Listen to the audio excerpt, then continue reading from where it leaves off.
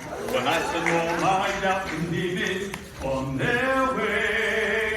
Every endeavor I have made ever is coming into play, is here and now today.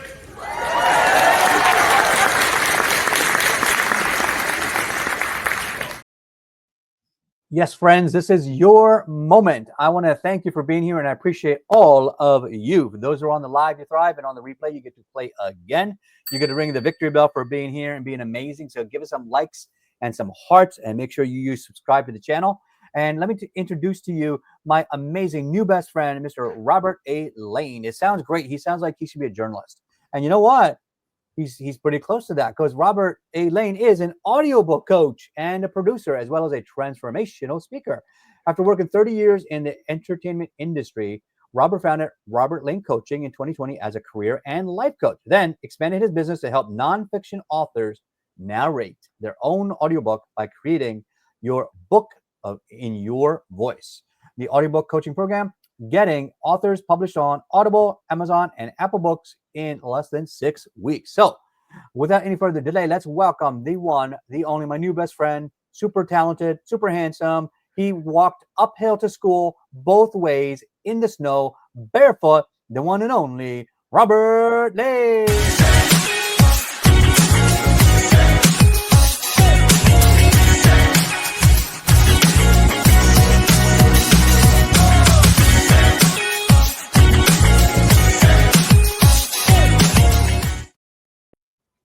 Welcome to the show, Robert. How you feeling today, buddy? I'm feeling great with that introduction. That's right. That's right. Don't forget. All right. So we aim to please here. And if you want to be pleased, make sure you click the link down below, because not only will you get a speaker gift, if you upgrade to VIP, you get a VIP gift. Ho, ho, ho, ho. So let's just dive right in. Robert, I want to ask you here. So, this is a fantastic introduction. So you did 30 years in the entertainment industry. What did you do, and then how did you transition into an audiobook coach? Yeah, I've worked 30 plus years in the entertainment business. When I was a little kid, my first exposure to it was the guy who lived behind me when I was a kid was Robert Matty, and he was the guy who I didn't know that name. he built and did the special effects for Jaws. Oh, that guy. Yes. Okay. So when I was a little kid, I was best friends with his grandson, and he took us to the hangar where they were building the shark. So I got to see it as they were building it, and that was my first exposure of seeing behind the scenes. I mean, I was just, even as a little kid, I was like, "Oh, this is something I got to do." That's so cool. Yeah, and so. Going from that, I mean, first of all, that just sounds already cool. I mean, so what was your favorite project when you were in the industry? Well, I started off in radio. I've always been an audio guy, so I loved working in radio, hosting talk shows and music shows and doing production. But then I did move into working on the corporate side. So the last about 14 years of my career in the business was working at 20th Century Fox on the studio lot in Los Angeles as a feature project manager. So yeah, I've been in a variety of facets of the business. So it's been a pretty interesting journey. So now, interesting thing here. So now I'm starting to get the trend here. You've been working in the entertainment industry and audio and working on things. So now kind of makes sense that you start to go into the audio side of audiobooks. So I'm in another program where I talk about where I work on audiobooks, and I know that right now the growth of print books is maybe 2% per year. The growth of audiobooks is well over 27%. I think it's even more than that. That's probably on the low side. So as you got into audiobooks, how did you get your start in that, and how did you start to develop this audiobook program? Yeah, when I was working at Fox, I was still there at the time when Disney, there was a big acquisition. Disney bought Fox, and that affected my job once they took over. So in a sense, I had a career change without expecting to have a career change. But that gave me an opportunity just to reassess what is it that I really want to do in my life. I wanted to do something that was more purposeful. And I didn't want to go back to the corporate world. Been there for a long time. So I Yeah. started Robert Lane Coaching as a career coach and life coach. And Yeah. then people would say, oh, you've worked all these years in the entertainment industry, so you should write a book about it. So I decided to write a book, but I wanted to have more value to it than just entertainment stories. And Yeah. so with each story, I share a tool or technique or something to help people through their work journey. And once the book was published, and of course I did an audio book because I'm an audio guy, authors would approach me and say, hey, I want to do it. How can I do it? So I created the audiobook coaching program that I teach. And that's now what I do, is helping authors turn their books into audiobooks and having them narrate it themselves. That's awesome. Like, we got to connect you with my son. My son, when he was 10 years old, they had a little project in school, and they had to write for Halloween. They had to write a little 2 or 3 paragraph short story.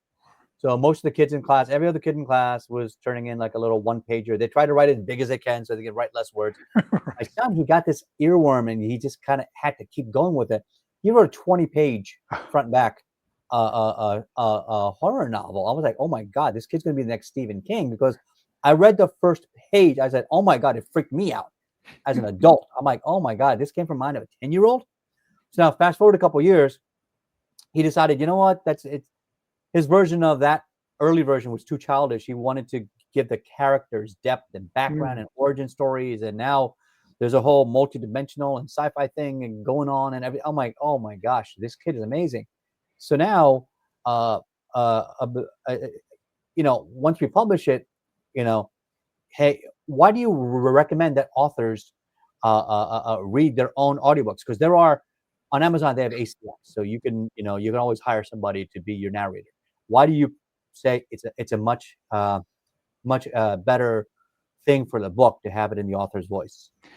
I usually work mainly with nonfiction authors, though fiction authors, if the story doesn't encompass, a variety of different characters, Okay. Because then maybe you would want a voiceover person to have different voices and dialects and that kind of thing. Yeah. But the most important thing, and I'm a big advocate of nonfiction authors narrating their own audiobook because it's their story. Yeah. And no one can tell their story better than them. Not another narrator, definitely not AI, because again, you're preserving the integrity of your author brand, and your voice is already in your written words. So it just makes sense for the author to tell their story the way they intend it to be heard. And that's very important. Now I have a curious, I'm glad we're connected here. So now, me with having a speech disfluency, would you still recommend I would narrate my own books? Because I have 3 books that are bestsellers, but when they go to Audible, to like an audio book of some kind, would you still recommend even someone with a speech challenge to be reading their own book? Well, I mean, even just listening to you speak, for the most part, you sound fine. You're talking fine. There may be moments where that comes up, but it seems pretty minimal. So it may take a little longer, right?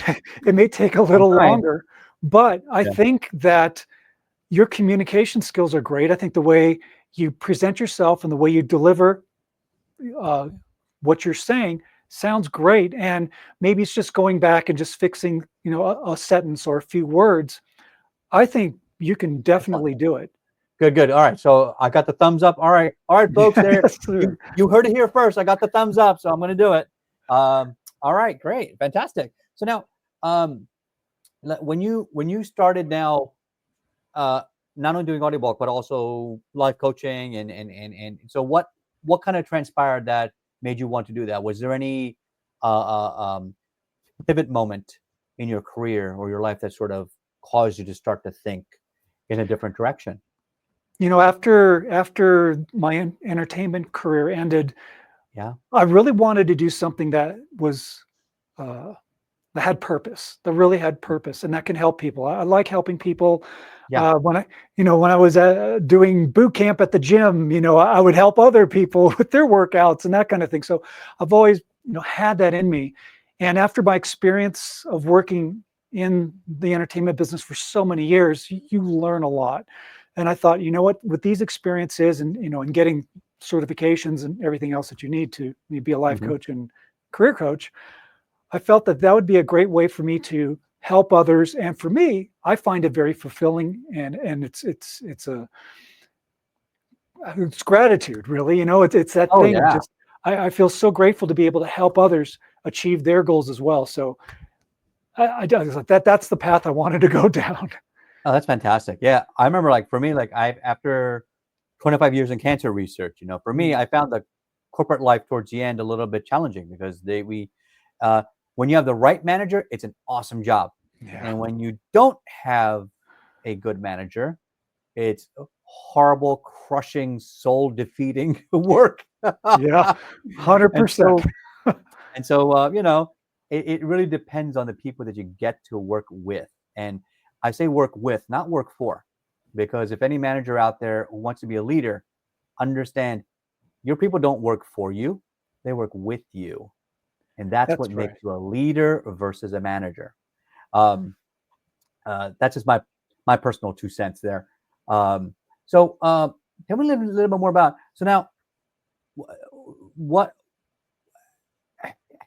is there any kind of like one story or one sort of a success example that you've worked with somebody that helped them with the audiobook and it really just kind of exploded for them and just helped really put them on the map?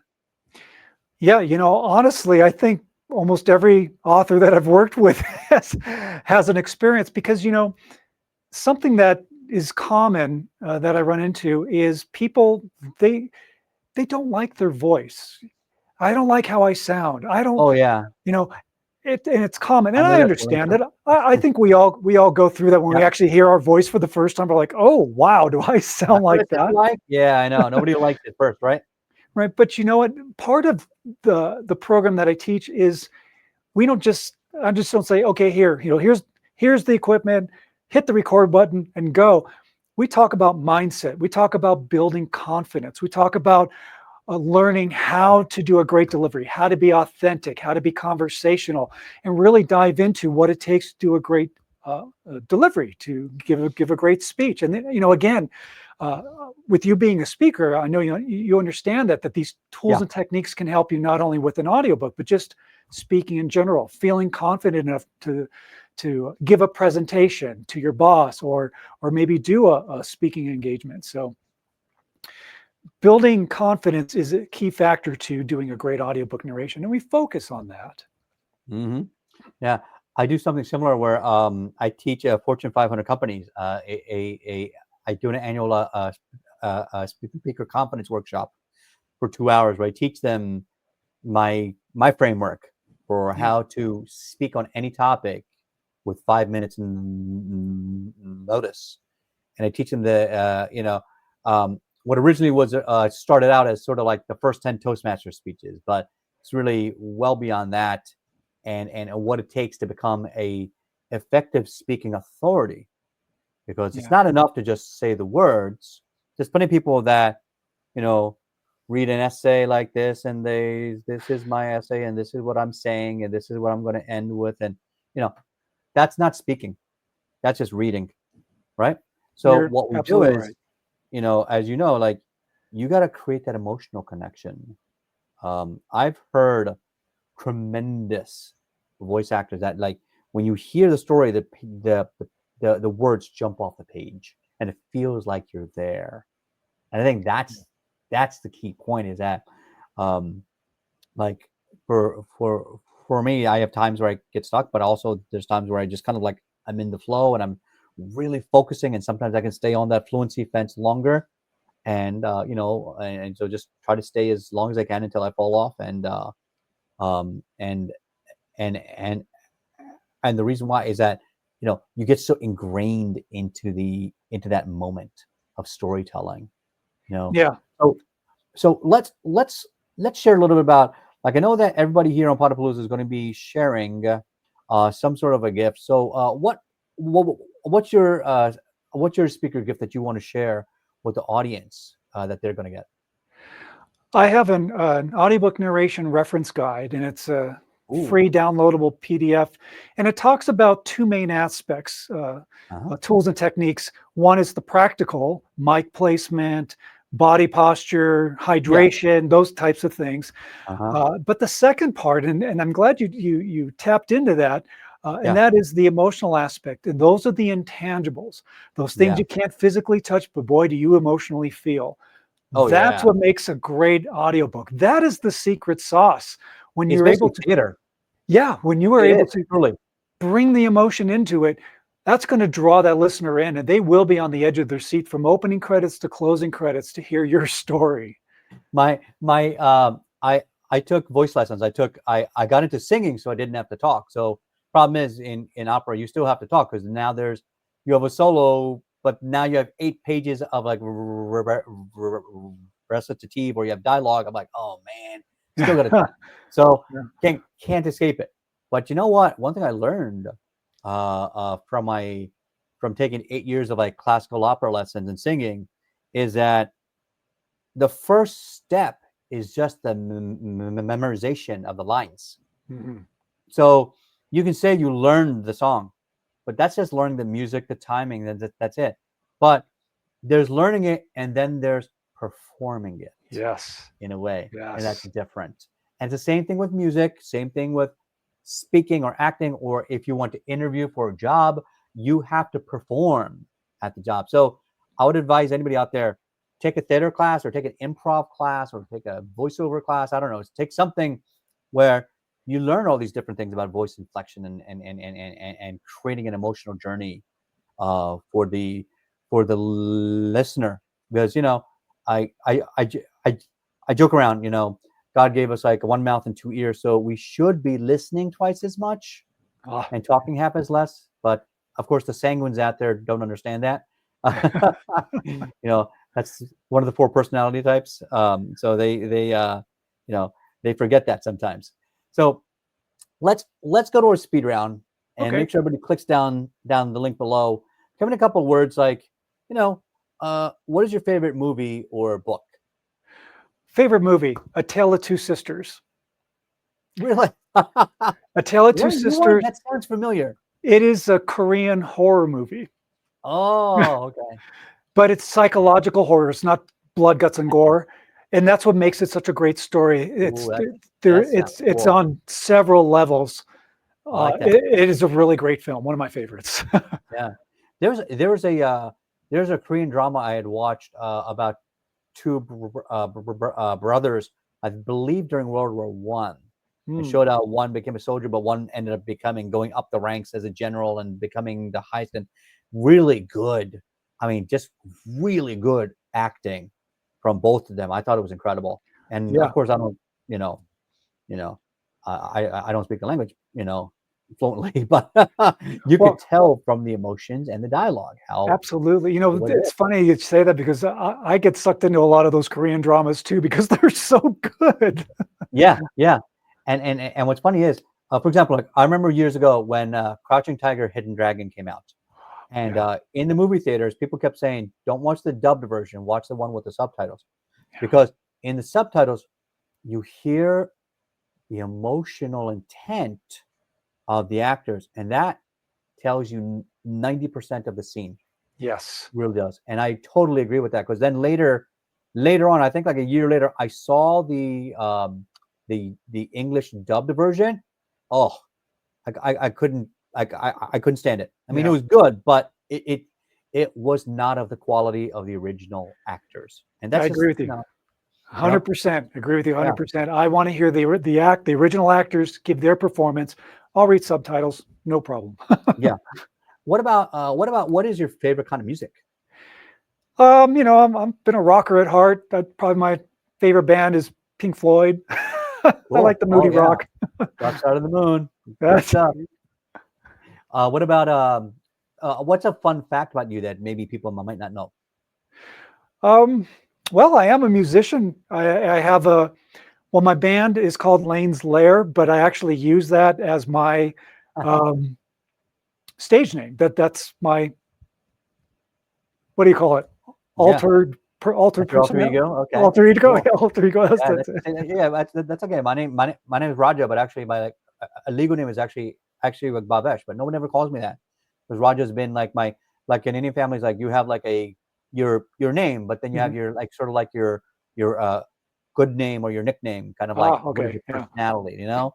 So when I was born, I was firstborn son on my mom's side of the family in something like 19-20 years. So my uncle called me Raja, kind of like, you know, my king has come. So like Raja means king. So that's it. So it just stuck. So I didn't pick it. No. They picked it. So when I was growing up, I was like 5, 6, 7 years old. I was going to school thinking, wait a second, my name means king. I didn't know that. Wait, does that mean I'm royalty? Wait, I don't know. What is that? You know, of course, when you're that age, you're hoping. It's like wishful thinking. Yeah. But sadly, no, I'm not royalty. I'm just royally good looking. Oh well, it's all good. Tell me a little bit about what about favorite food? I always find this interesting. Ooh, favorite food. I am picky. Yeah. However, you know, I love does chocolate mousse cake. Is that a good food? I mean, I like, you know, I'm a meat and potatoes guy. I love pizza. I love that kind of thing.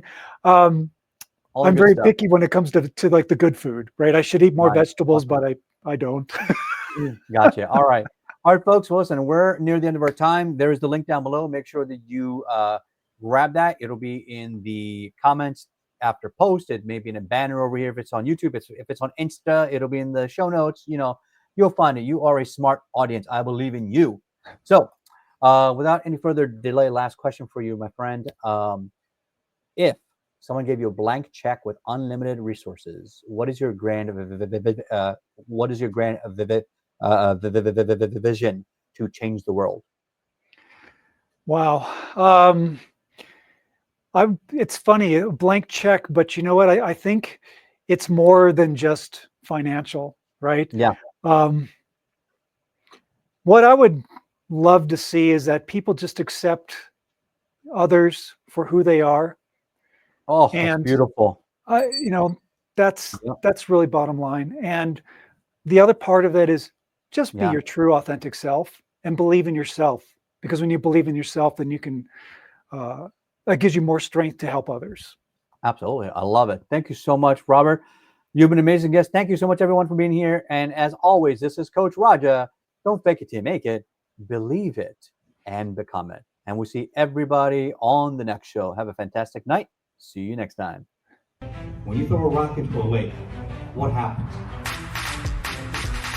No, there's a splash. You make an impact, and then you get waves. And then you don't know where those waves are going. Those waves are going past around the reeds, and you don't know where that impact is. So all of you out there, when you're on stage, you don't know where your impact is going to end. It's never going to end.